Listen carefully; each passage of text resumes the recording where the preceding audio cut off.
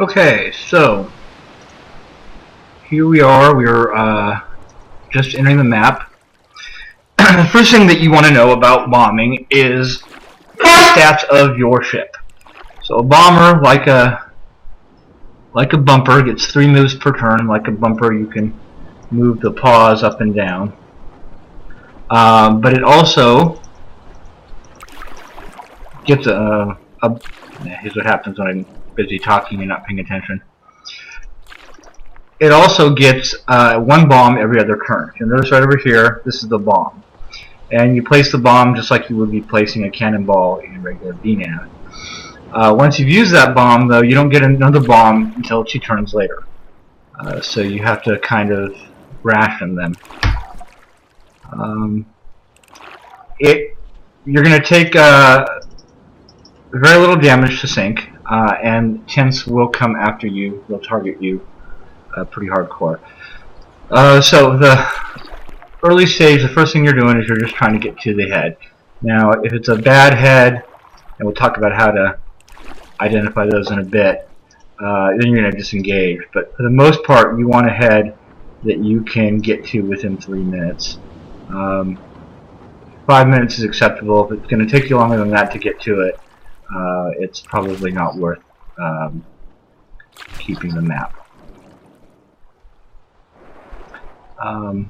If you're bombing, you need to be pretty familiar with whirlpools and how to move around through them. Once you're... Thanks, Troy.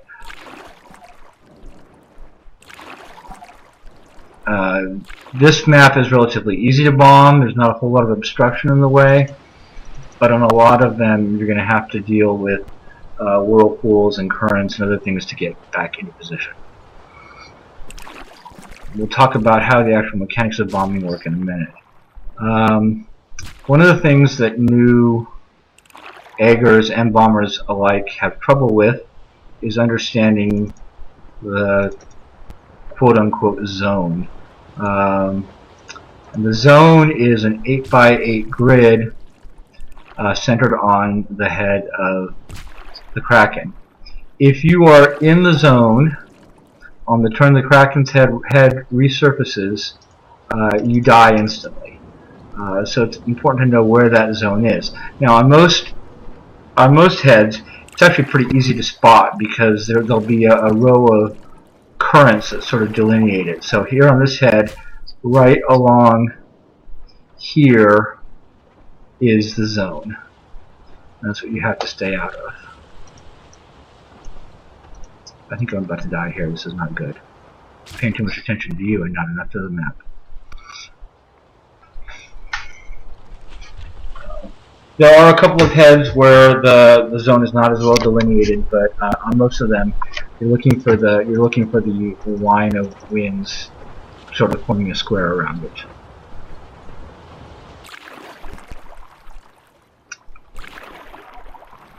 Since we've got some time to kill as I get my dumbass back to position,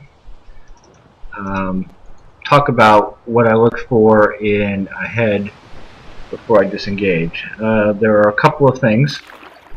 Every head has sort of a pretty well established ideal path for bombing. If that path is blocked by winds or rocks, and there isn't a suitable alternative path, then you're going to want to disengage because it's just going to wind up being frustrating to you and frustrating to the eggers. The more common disengage that I run into, though, is if you've got a map that the head is in deep, and the only way to get to it is along a relatively narrow...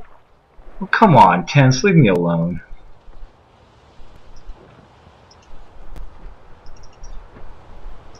The only way to get to it is along a relatively narrow path that can easily be choked. Oh, this is not good. That can easily be choked off by the tentacles. If you've got a map like that, it's going to take you 5 to 10 minutes to get to the head the first time, and that's assuming that you don't get beaten up, 3 times in a row trying to get there. So that's another kind of map I'll disengage. The third kind of map I'll disengage is if you've got a map that the eggers don't like. And every egg basket, every map has an egg basket on it, or every now and then there's one that doesn't. But like the heads, these are modular, so that you'll see the same egg baskets coming up over and over and over again. And every egger has egg baskets that they like and egg baskets they don't like. So you'll hear someone like Red complaining about an egg basket and think, oh, I should disengage. Well, not necessarily. It may just be one that they don't like. But there are things that make an egg basket bad, and actually this one is pretty bad. One of them is a very narrow path to get into it that can be choked off by tentacles again. So we have that situation here. I'm going to go ahead and finish out this map anyway because this is a good map for training bombing. Alright, so once you've taken the head down the first time, you're going to start getting yourself into position. You're going to start putting up your defensive bombs and getting yourself into position. And as we do this, I'm going to go over the timing of bombing. Think of the turn that you take the head out as turn 0. The following turn, turn 1, you don't have a bomb available. So what you're going to do is you're going to get yourself into position to put a defensive bomb down on turn 2 or turn 3. Turn 2 and turn 3 are your only 2 opportunities to put down a defensive bomb. You're only going to have the ability to get 1 defensive bomb down in between each bomb run. Turn 4, the first wave of tentacles will spawn, and you're going to call OOZ. That's the turn that everybody needs to get the hell out of the zone. At the start of the following turn is essentially turn 0 again. And on turn 0, here's what will happen. The second wave of tentacles, also called the defendacles, will spawn. The head will spawn, although it will be invisible until the middle or the end of the turn. But it can be bombed, and it is there in terms of if you run into it or if the tentacles run into it, it will block just like a rock, even though you can't see it yet. That's where we are right now. The third thing that will happen is anybody that is in the zone at the start of that turn will instantly die. But here we're going to bomb it, and then we're going to go over the turns. So this is turn 0, down goes the head. Now I've got 1 turn to get in position to drop a defensive bomb. On this map, there are 3 places that you want to put a defensive bomb. 1 right here, where I already have a bomb. 1 right here, and 1 right here. We'll talk in a minute about why they're and how you know to put them there. But we're going to go over the turns first. So that was turn 1. Now I'm in position. On turn 2, I'm going to drop the bomb. And you'll notice the bomb doesn't show up as being available yet, but it is. It will become available partway through the turn. I'm going to drop the bomb and start getting back into position for my bombing run. So now we're going on to turn 3. On turn 3, I'm going to complete my repositioning, and I'm now set to bomb the bomb again. But you'll notice I can't drop another defensive bomb now. And if I drop another defensive bomb on turn 4, I won't have it available on the turn that the head spawns. So 1 defensive bomb in between each down.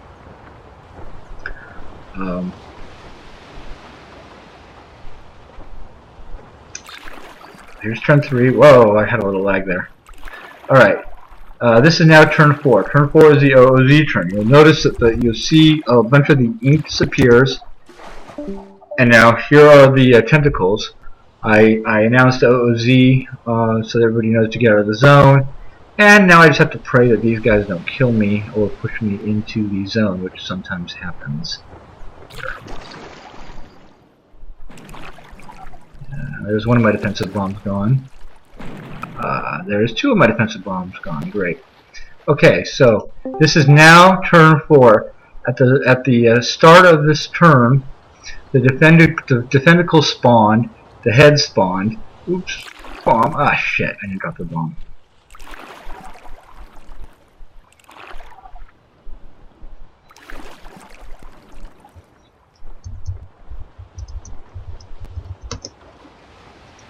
So now I'm going to drop that right here.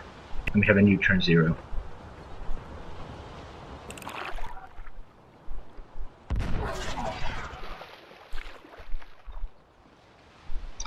Now, this bomb right here is the most important. To get back into position to drop that bomb, I'm going to go right twice on turn 1. Now remember, I can't drop a bomb on turn 1 anyway, so I'm just getting myself ready to drop the bomb on turn 2. This is sort of a tricky map to set up your defenses, but once you know how to do it, it's very simple. So a double right gets me to here, and now I'm going to do a triple left, dropping the bomb on the first turn, which is going to put the bomb right here, and leave me right here facing out.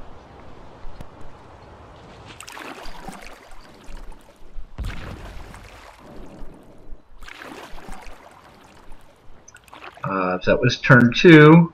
On turn 3, I'm going to get myself back into position.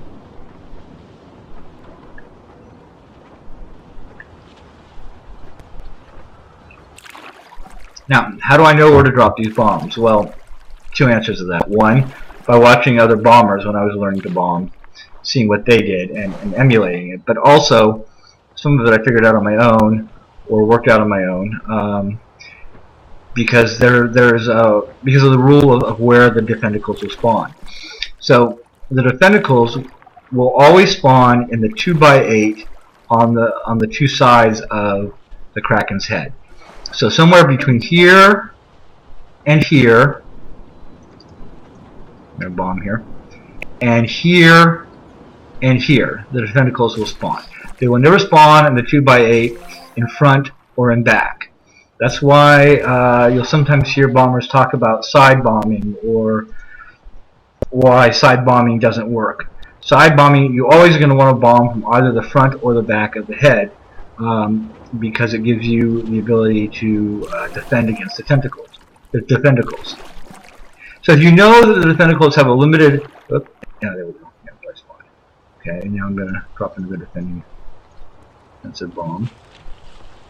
If you know that the defendicles are going to spawn somewhere in here and somewhere in here, what you want to do is you want to drop bombs that are going to cut off any possible avenues of attack that they can use to hit you when you're making your bombing run. So, you know, a defendicle that spawns here could go move 1 here, move 2 here. Well, that's where I'm going to end up on turn 2. I don't want that. This bomb prevents that. Prevents it. Any tentacle from that spawns up in here, this bomb will stop them from hitting me on my bomb run. This one is a little bit less important because it's only really affecting the tentacles that spawn right here. This one is important because the defendicle can spawn here and hit you in 2 turns. Defendicles are also not allowed to spawn on top of a bomb. So bombs have two effects. They will cut off lines of attack, and they will also prevent the defendicles from spawning on their exact spots.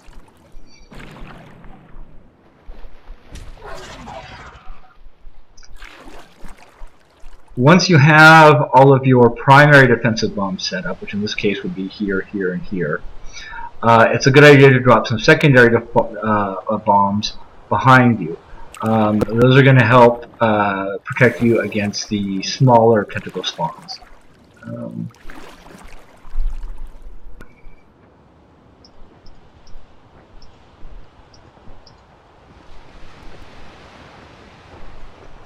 Okay, so again, now we are on turn 2, so I can drop a bomb.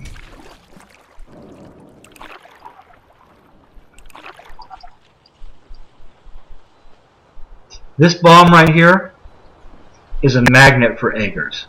They just love to run into that bomb. I don't know why. You can put that bomb there every single turn. You can tell people that bomb's going to be there every single turn, and eggers will come down this line and, oops, sorry, I hit your bomb, over and over. It'll happen over and over and over again. Just be used to it. This bomb gets hit sometimes too. Right, Troy?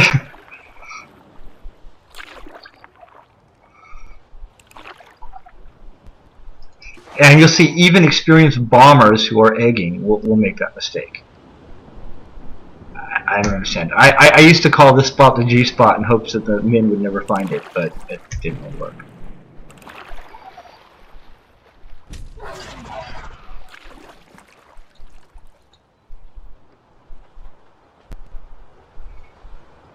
Once you have your defensive bombs in position, on most maps, you are pretty close to invulnerable as long as you don't make a mistake or get screwed over by one of your eggers. And then you can keep the head down indefinitely. There are some maps where it's a little harder to do, and even on a good map like this one, a random bad spawn back here with a smaller tentacle can sometimes suck you, but in general, it's you know, probably about 90% of the time, once I'm in this position, I'll go the entire rest of the round without dying.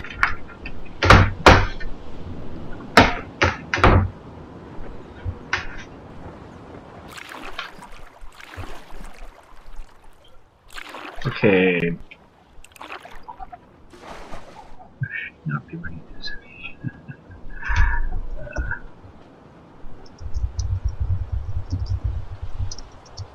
One of the things that the bomber is supposed to do, and I'm not doing it right now because I'm so busy talking. Normally, you would call out OOZ on this turn, and you would call out D2 on this turn. If you've never been a bomber and nobody's ever explained it to you, you might be curious what D1, D2 mean all the time.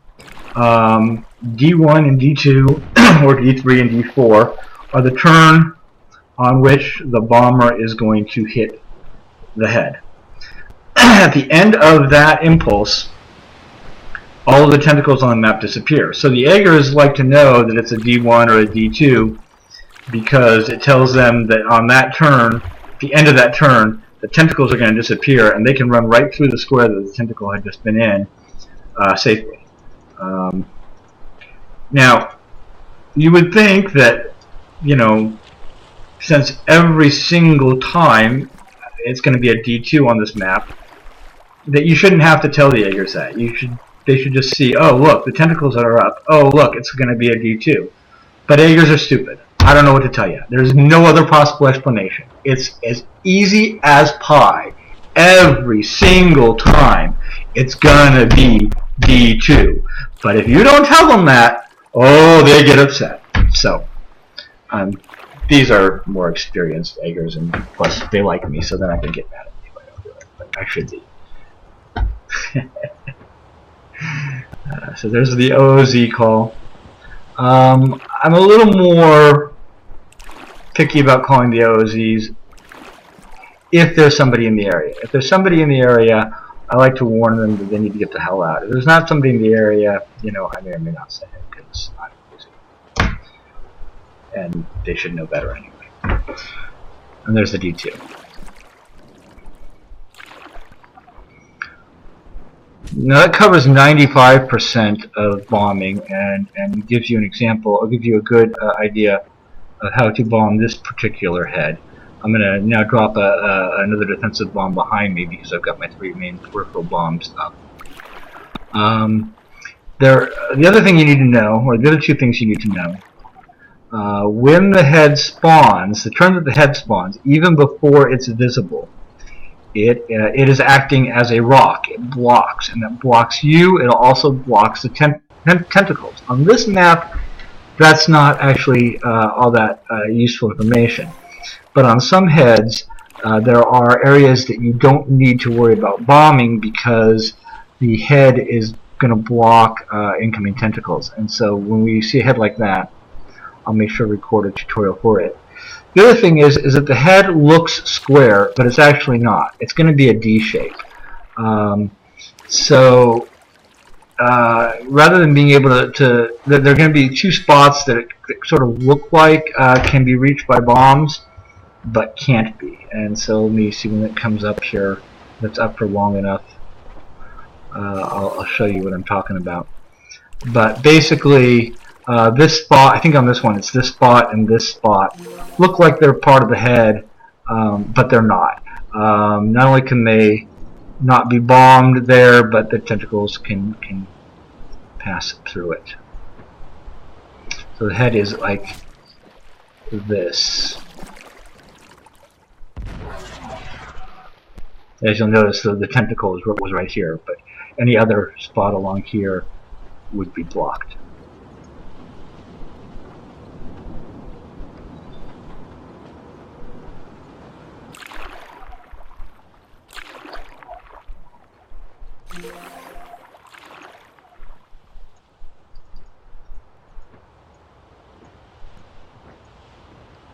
Okay, we're on turn 2.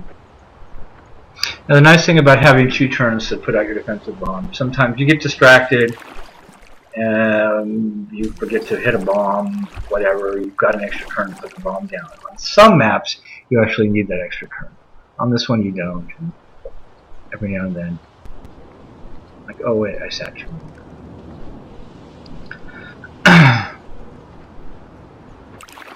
I think at this point I'm going to stop the recording on this head, and I will do new recordings every time we get a new head so that I can show the ideal positioning for your bomb run and for your defensive bombs.